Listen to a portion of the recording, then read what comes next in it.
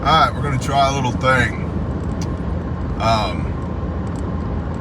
I get the question a lot, how much of insert thing here? Food, water, ammunition, acres of land, people in a mutual assistance group, replacement parts for my truck, whatever. How much? And I wanted to touch on that concept today. First of all, in many ways, short-term SHTF is the type of thing that you can buy your way out of. You can stockpile enough food, water, ammunition, medical supplies that if there's a temporary, short-term, or intermediate disruption in services, loss of power, without rule of law, blah, blah, blah, yeah, you can have all the things you need on hand to deal with that. As long as it's not a natural disaster, you still have a house afterwards, you're good.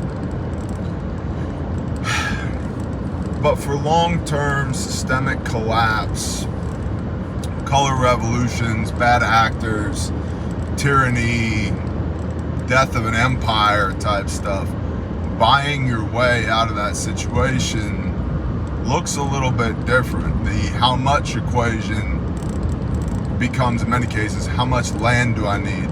How much should be in my water reservoir that's not a tank that's in the garage, that's ponds and creeks and streams and wells and rainwater collection, right? So the equation changes a little bit.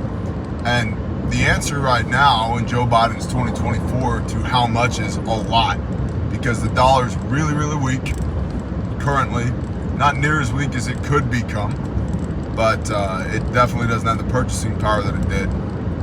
And due to manufacturing hurdles, due to a certain global flu that went around, and NAFTA from 30 years ago, manufacturing capability in the United States of America and globally has been diminished. So things cost more to produce, they take longer to get, and the dollar doesn't have the purchasing power.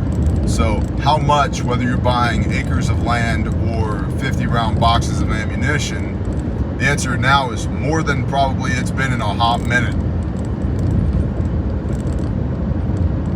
A lot of people look at preparedness as a percentage of revenue, right? They set a budget, and I'm only going to spend X percent. If I'm going to spend 10%, and I brought in $1,000 this month, that's $100.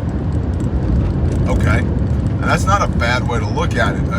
If you have a budget, stick to your budget, and you should be able to know with some quick, quite literally back of the napkin math, how much can I spend on preparedness? And to be clear, there's absolutely ways to prepare that are very low cost. There's also ways to prepare that bang for your buck cost a lot more money than doing it other ways. The people who are wealthier tend to spend more per capita, more per person in their home on preparedness than others, because wealthy people spend money in place of time. The more time, here's a business tip, the more time you can save a wealthy person, the more likely they are to buy your product or service. On the other end of the spectrum, people who are just barely getting by tend to invest more time than money because they have fewer liquid assets. And then somewhere in the middle, you'll probably find some folks like me that is a combination of blood, sweat, and tears, and treasure, and money. And so there have been weeks in my life, in my preparedness journey, where I've spent nothing at all on preparedness. There's been months where I spent $10 on preparedness this month. There's also been other months, not recently, but there's been other months where I spent $10,000 this month on preparedness. And so if you are a business owner or an investor or a consultant, maybe a 1099 employee, the seasonality of your income can vary greatly. Some months you barely got 2 nickels to rub together, and other months you're Scrooge McDuck swimming through a swimming pool filled with silver dollars, right? It just all depends. And so if you have a seasonal income, feast or famine, the months where you can, the moments where you can invest heavily in preparedness, you probably should. Still within reason, still within a budget, maybe as a percentage of gross revenue or net revenue or whatever. If you're a W-2 employee or you're on Social Security, or you have an annuity that pays dividends or whatever, where there's more of a consistent cash flow, then yeah, a percentage of income, if you can, each month, whatever that percentage might be, because it's consistent, it's less sinusoidal, less wavy. So, but really, how much should I invest in preparedness? That's really a personal question, because how do you define SHTF?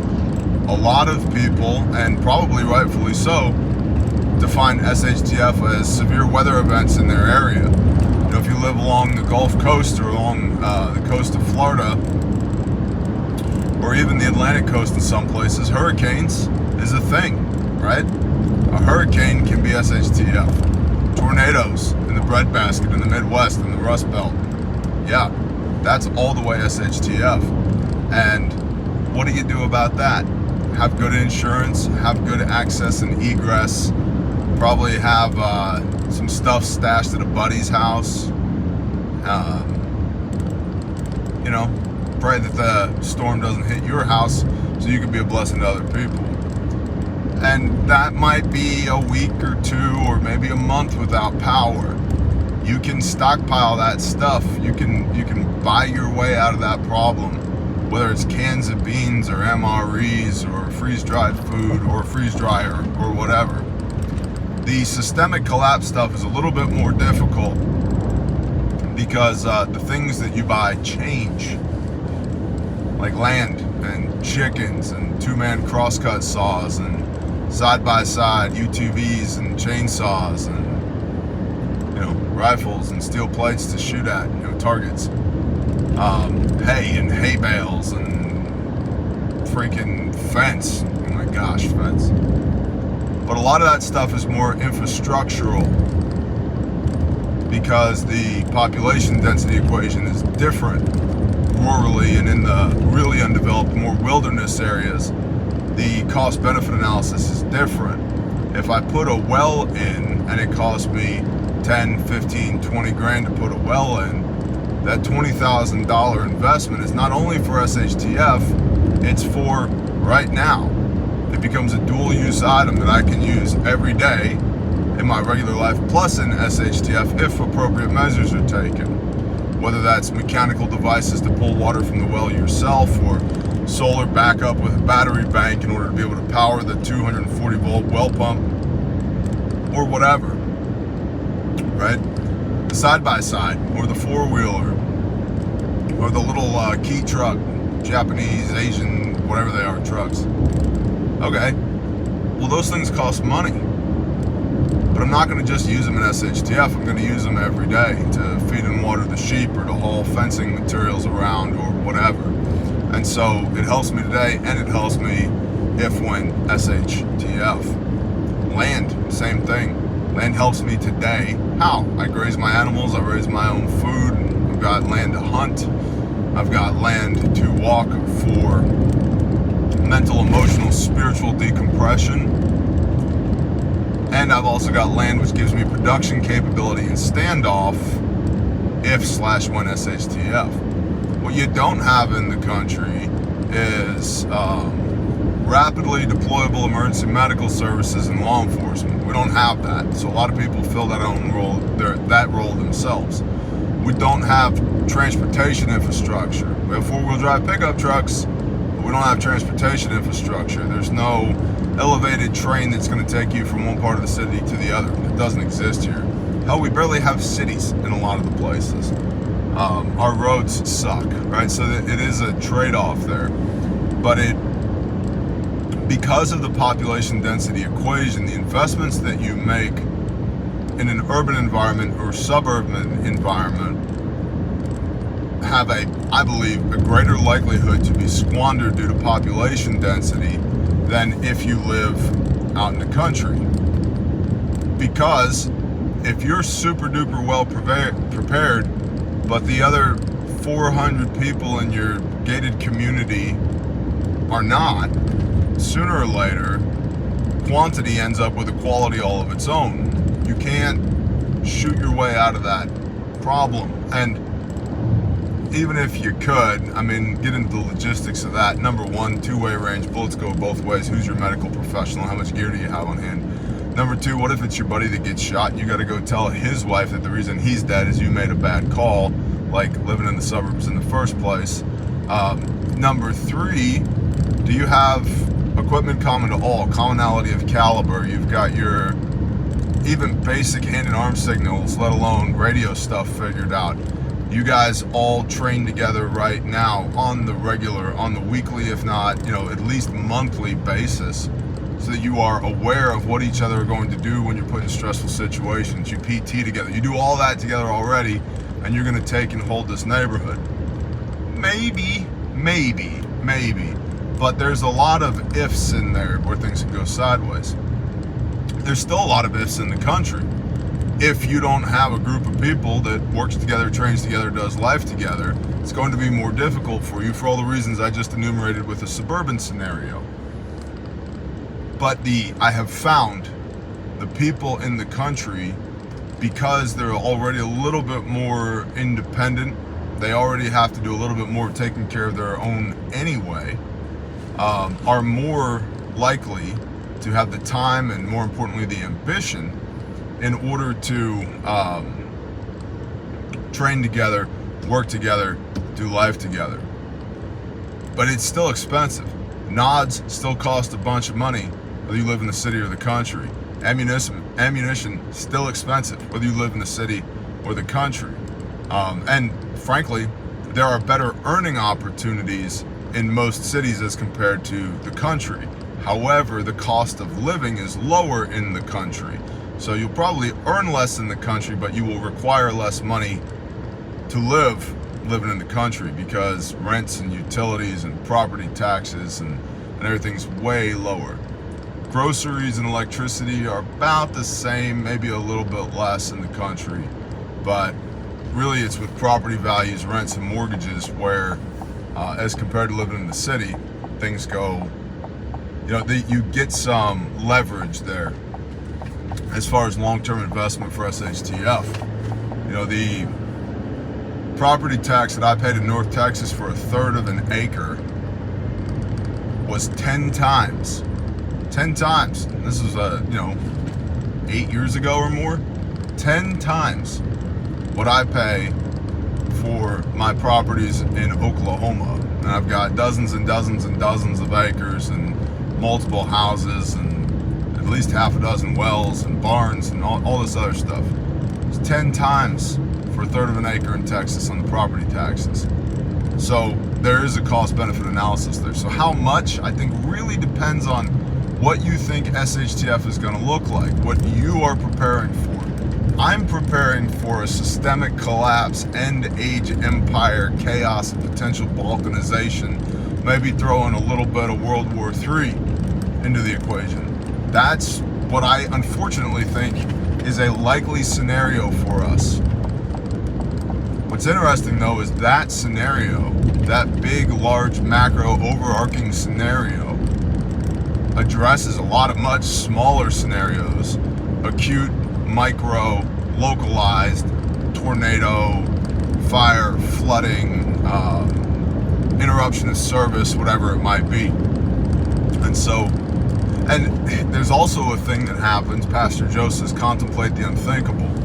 There's a thing that happens where people will prepare up to the level of threat that they are willing to comprehend, and then they'll call it good. And then usually what I've observed, not always, but usually, is people will prepare for the small things because that's what they can prepare for now. And then when they check that box, to look at something slightly larger, slightly larger, slightly larger, which illustrates preparedness is a lifestyle, not a hobby, right? you're really not ever done preparing, because it's the physical mitigation of risk. Just like insurance is the monetary financial mitigation of risk. It's physical insurance to perpetuate normalcy for the people that you love. And so the more momentum you gain, the more of a foothold you get, the bigger the projects that people are preparing for or undertaking tend to grow as well. And so, what is it in, it's not Ezekiel, who's the other guy? Who amongst you shall not rejoice in your small beginnings, right? So rejoice in your small beginnings. How much? As much as you can, without going into debt, without ruining the joy that you should have living your everyday life anyway. It's like, how much life insurance do I have? I have a lot of life insurance, actually, because in my organizations, I'm a hard guy to replace. And so the way we mitigate that risk is by having a lot of life insurance, which allows all the different entities in the organization to replace the key man issue that is me. Because I'm CEO and founder of 5 different companies, and I'm the president of 2 different ministries. So that's 7 different entities that I'd have to be replaced in. So ergo, there's a lot of insurance there payable to the entity should something happen to me, that they can mitigate that key man risk issue, and each entity inside of the enterprise can hire a CEO, can hire a president, can hire a whatever, right? So it all depends on the risk you're trying to mitigate. The more of a risk, the more mitigation is required. But I don't sit around and think about my life insurance policies, because it's handled. I also don't, even though preparedness is a way of life for me, I don't sit around and think about my preps. They just are. It just is. It's just as natural if you live in the suburbs of you throwing on your apron and walking to the gas grill on the back porch and grilling some burgers, because the grill just is. Grilling burgers is just a thing we do as suburban dads, right? Throwing on the khaki shorts, and it's just, you know, dad shorts and a t-shirt. It just is. It's just the way that it is. And so I would encourage you to do what you can, however much revenue and time you might have to invest, because all of it's better than doing nothing. And don't beat yourself up that you'd really like to be spending $10,000 a month on preparedness, but all you got is $10. You did something. Constant forward motion. As long as you're doing something. And if you got $0, do push-ups and burpees, right? Prepare your physical body. There's lots of preps that cost no money whatsoever. So how much really depends on the situation, depends on the individual, what their gross and net revenues look like, and what their concept of SHTF is. Interested in your comments down below. I hope you all have a blessed day. I'm gonna continue driving. Bless y'all. Shalom.